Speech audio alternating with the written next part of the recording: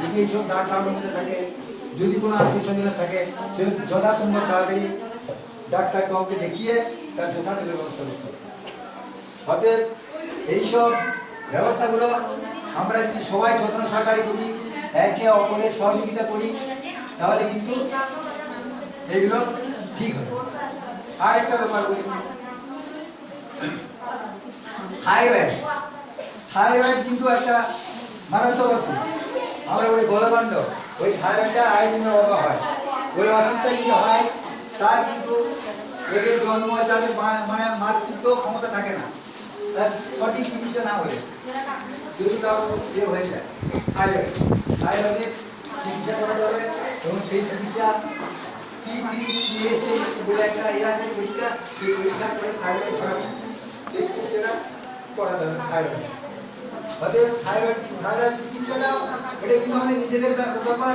Thyroid হলে তাকে দুর্বলতা লাগবে, মুখ লাগবে, খেয়ে থাকবে না, এইগুলো হচ্ছে থাইরয়েড ব্যাপার। কতগুলো ডিজিজ আমরা অনেকের মধ্যে ওই অনেক কিছু আছে, আমরা তো জানি কি হচ্ছে, যা হচ্ছে হচ্ছে আবার দিকে রেখে যায়। কিন্তু শরীর খারাপ হলেই আমাদের ডাক্তারের শরণাপন্ন হবে, তাহলে এমন পর্যায়ে পড়বে যে তার অসুবিধা হবে। এরপর 3টি মশক বাহিত রোগের কথা, ম্যালেরিয়া। ম্যালেরিয়া কাঁপুনি যে জ্বর আসবে, এবং এটা নিউক্লিয়াস সিস্টেমের দ্বারা বাহিত হয়ে হয় ম্যালেরিয়া। এই ম্যালেরিয়া জ্বরে কাঁপুনি যে জ্বরটা আসবে আবার ছেড়ে যাবে।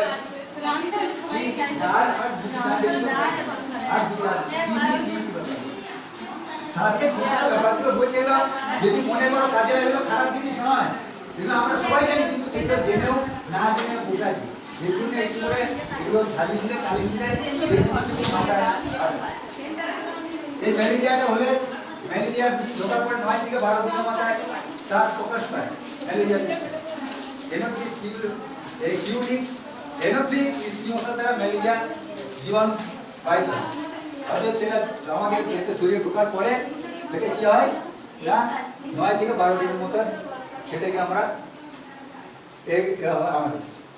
এরপরে আসছে ফাইলেরিয়া। ফাইলেরিয়া মানে পাগুলো খুলে যায়, এই জন্য ফাইলেরিয়া আমাদের একটা প্রোগ্রাম ছিল। এই যে ওই 3টে করে ট্যাবলেট দিচ্ছিল, তার সঙ্গে এটা দিচ্ছিল যে তোমরা এটা খেয়ে নেবে, খেয়ে কেউ সে গোল লেগে যাচ্ছিল, কি খাইয়ে গেল, বিষ খাইয়ে গেল।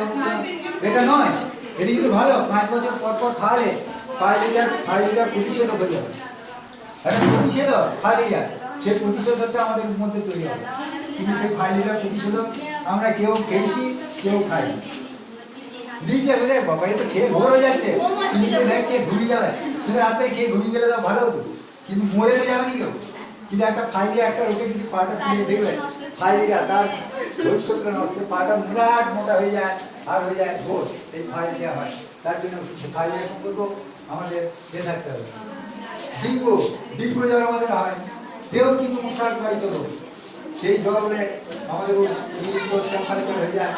এইসব নিয়ে আমরা কিন্তু খুব ঝটপট করি, নানা রকম কিন্তু এইগুলো হলেই সঙ্গে সঙ্গে অতিরিক্ত জ্বর বা লক্ষণগুলো প্রকাশের সমস্যা আমাদেরকে ডাক্তারের শরণাপন্ন হতে হবে। অধিকাংশ ক্ষেত্রে আমরা অত বলা উচিত নয়, সব ক্ষেত্রেই কিছু জ্বর আসছে বেশি হচ্ছে, আমরা হাতুড়িতে শরণাপন্ন হয়ে যাচ্ছি, সর্দি এমনি হচ্ছে। কিন্তু এমন অবস্থায় গিয়ে আবার আমরা হাসপাতালে পৌঁছেছি, তখন কিন্তু আবার অনেক বাড়াবাড়ি হয়ে যায়। সেই জন্য এখন তো হসপিটালে সোনামনি গেলেই রক্ত পরীক্ষা হবে। ম্যালেরিয়া সাব সেন্টারে গেলে জ্বর এলে রক্তটা নিয়ে পরীক্ষা করবে।